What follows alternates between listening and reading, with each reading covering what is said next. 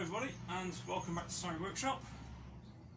I have Light Fury again and I have a bit of a problem. The speed controller powering the lifter, I need another robot. So I need to yank that out and replace it with something. Now the whole robot runs on 4S lipo, and as I said in the previous video, the 860s that I do the drive are becoming extremely hard to get hold of.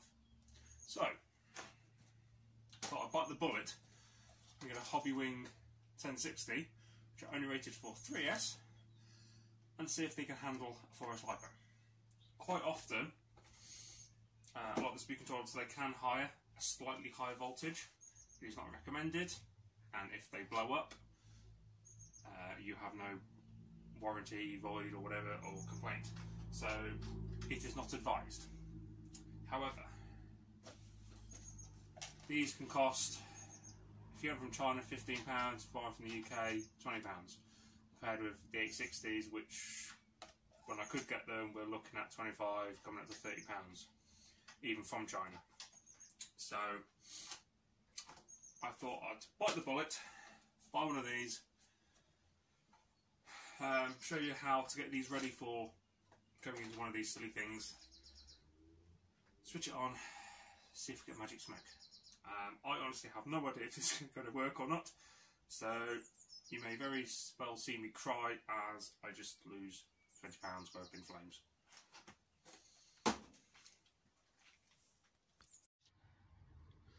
Always make sure you get the official Hobbywing Quick Run ESCs. I have bought some fake Hobbywing Quick Runs. They have a black heat shield heatsink instead of a red. Although those work, they have the double reverse, so you need to sort of reverse and then reverse again for it to go into reverse. These, because of the jumper plugs that are supplied, they just work straight away. There's no mess about, and official is always good. So let's have a look inside. See what you get.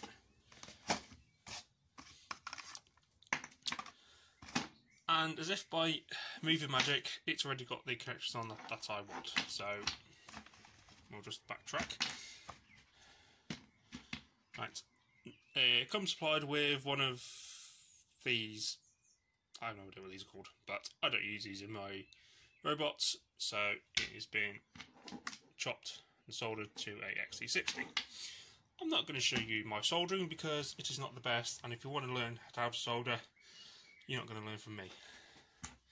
So that's why we skip that bit. The output to the motor has these connectors on, bullet connectors.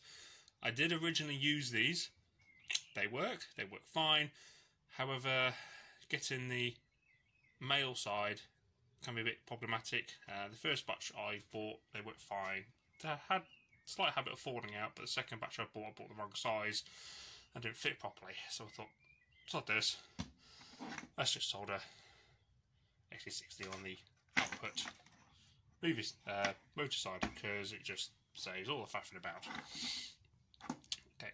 Also attached is a switch. This is a on-off switch. Again, if you want to use these, feel free for your application, but for combat robots, just basically chop this off. You can see where I have focus, and strip the two ends, solder them together, and I've just taped it to the back, so it is permanently on.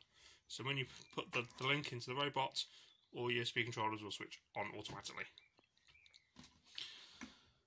As for the jumper plugs themselves, it's fairly straight obvious. You've got two jumper cables, or jumper plugs, whatever they're called. The bottom one, focus, is lipo and NiCad. Obviously, put it in the correct battery you are using. The top one, as you can see, where I have it is forward, brake, reverse. If I was to have it that side, it will be forward and brake, or just take it out completely, is forward and reverse. I think I'll just take it out completely.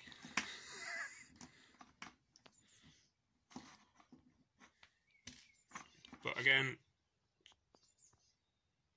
change it to suit your needs or your want or how you want to drive. That's fine. Just forward and reverse, it just bypasses the braking system. So even if you are moving forward and you slap into reverse, it'll reverse. There's none of this braking stuff. So that's the connectors.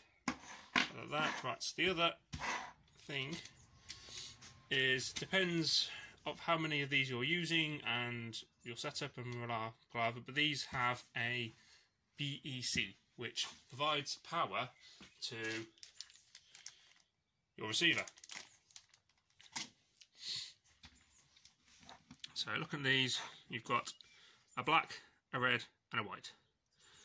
The white is the signal to the speed controller. The black and the red is what gives the receiver its power. Now quite often in these combat robots we'll be running 2 or possibly 3 or even 4. It is not advised to have more than one speed controller powering your receiver. So quite often in my robots I'd have 3 of these, one for left drive, one for right drive and the third doing the weapon.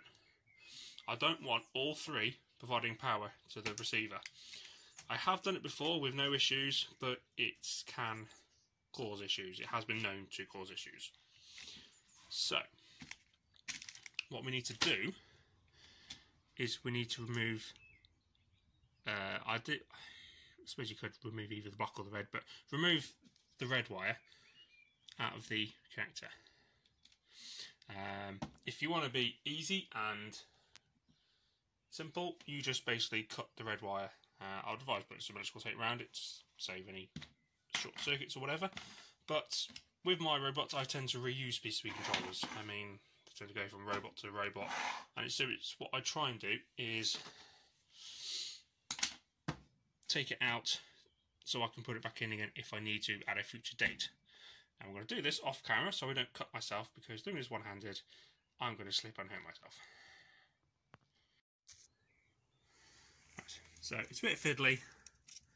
There you have it. The red wire is now out of the connector block thing. So all I have been doing is I just sort of fold it back, wrap it in some electrical tape, because although we're not using this to power the receiver, it will still be trying to send power down it. So if it short wires on something or anything else live, it will create a short and magic smoke probably. So always ensure it's well wrapped, insulated, and you'll be fine. Okay, now let's bring Light Fury back, plug it into a 4S lipo and pray it doesn't blow up.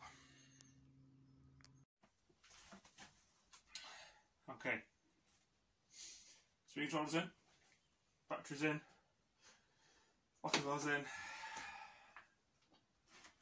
receiver on, no, transmitter on. I apologise if I swear. Truth.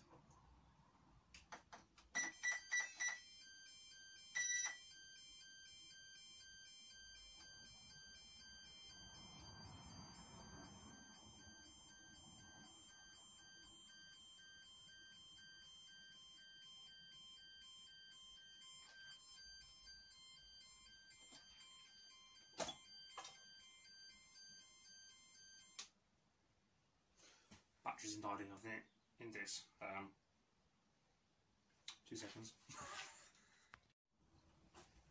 Right, mild panic attack for the batteries in the transmitter to decide to whinge and cry about being low power when I plug this in. Right, well, there's no magic smoke. That's probably a good start. So let's try again.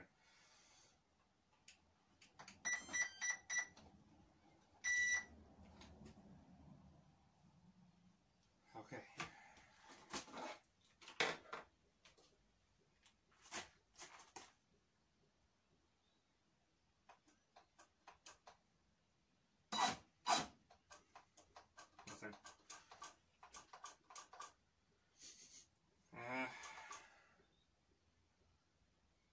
Not a good start. Have I wired it up? Won't surprise me. It's going to be a very long video. Okay, this is the fun of combat robots. It's never goes to plan. Right, plugged in a 3S lipo. See if it works at all. Where's my link gone?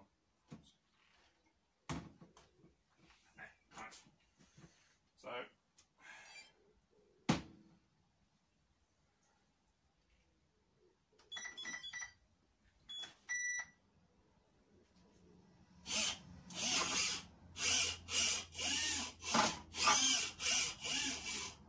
So that works on 3S. So it's not my wiring.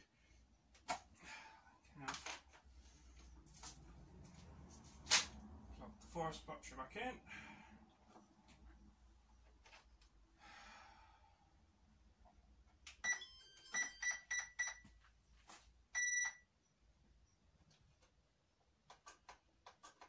Nope, nothing. So there's your answer.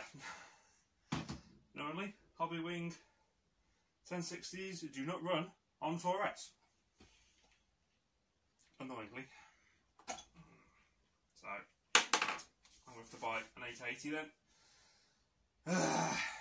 Right, there you go. Answer questions. I apologise for everybody waiting for so long.